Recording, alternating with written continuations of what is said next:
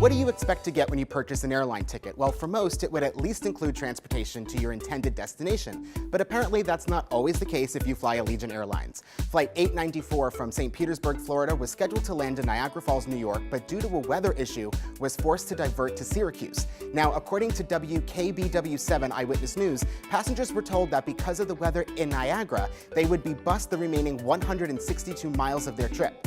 And after a few hours, they were told a different plan. No buses, no transportation, and no help whatsoever. So one of the passengers told WKBW that they were on their own, and those were the exact words that the airline used, on your own. Now, after leaving passengers to find their own way, the plane was then flown empty to Niagara Falls. So one can only hope that they didn't watch the plane land there when they finally made it. A new report by FlexJobs.com finds that travel is a key motivator for millennials to work. The report says that 70% of millennials identified the desire to travel as a primary reason to work, just in general. So I suppose that paying rent and buying food seems less important when you're living at home in your parents' basement. Now, the report also found that flexibility is an important factor. Sarah Sutton Fell, founder and CEO of FlexJobs, said millennials said that they would be more loyal to their employers if they had flexible work options, and nearly a quarter of them would be willing to work more hours. In related news, are you looking for a job that has flexibility and the opportunity to travel? Well, Silver Airways is teaming up with the state of Florida and Embry-Riddle Aeronautical University to help you earn your wings. Financial assistance is being provided through the Professional Pilot Apprenticeship Internship Grant Program that'll help young would-be pilots find a spot behind the stick of a commercial airliner.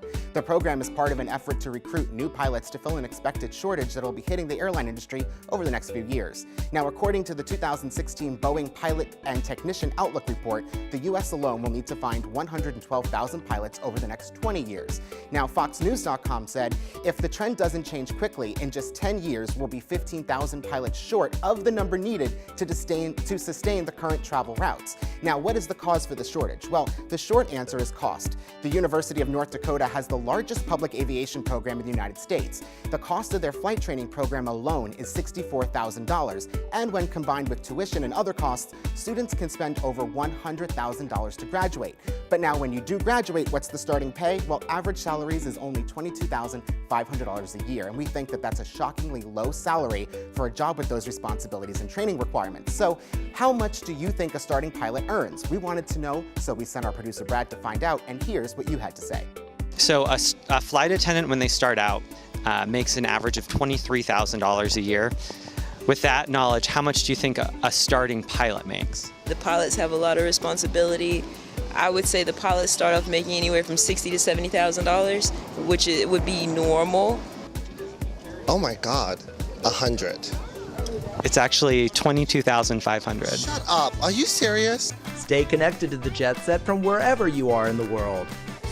Download the Jet Set app today and fly with us via social media. You may even land on the show.